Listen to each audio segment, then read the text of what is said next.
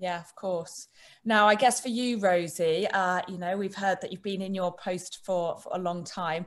What are some of the things that you've changed, seen as changes? And even, I guess, for you, the building's developed massively. I mean, even every time I ever come on up, there's like a new car park or something.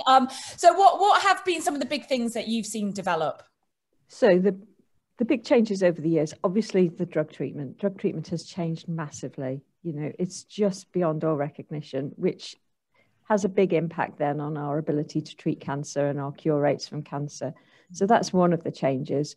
The workforce has changed quite significantly. So we have pharmacists who act as prescribers in clinics supporting the clinicians, and that's a really important, and it's a very much a growing role. So we've got one prescriber, we've got another one who's just qualified as a prescriber, we've got another one joining us in 2 weeks' time as a prescriber.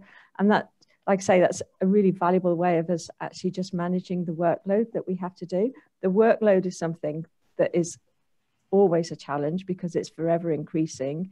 You know, unfortunately, cancer is one of those diseases which lots of people are going to come into contact with. It's fair to say, you know, it seems as though it's becoming more common. I don't think it's that. I think it's just people live longer. And also, because we're so much better at treating cancer, we're treating patients for much longer with cancer, and we're treating them with ongoing treatment rather than short courses of treatment.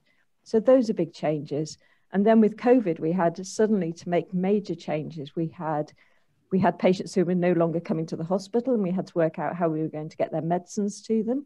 So we had to set up a delivery service. So some of my pharmacy colleagues suddenly had to do that really quickly.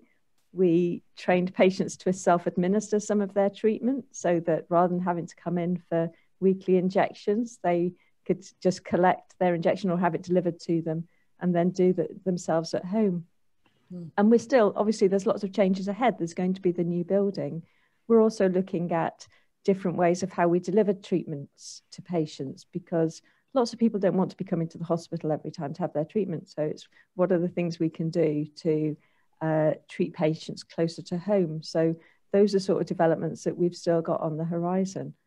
And coupled with that, it is like every week there's a new drug treatment around the corner that obviously everyone's very keen to get implemented quickly, because we want patients to have access to the newest and the best treatment. So, you know, it's those constant challenges of something new. But at the same time, that's the thing that I think is great about, I mean, to say that it's great working in cancer services is probably not the best thing to say, but it's got, you know, as a pharmacist, it presents you with some really interesting challenges. So yeah, I can see that. And I guess you can see at the forefront, you know, new technologies that are coming through. Is there anything that, you know, is just on the cusp, you know, well, any of it helping, I guess?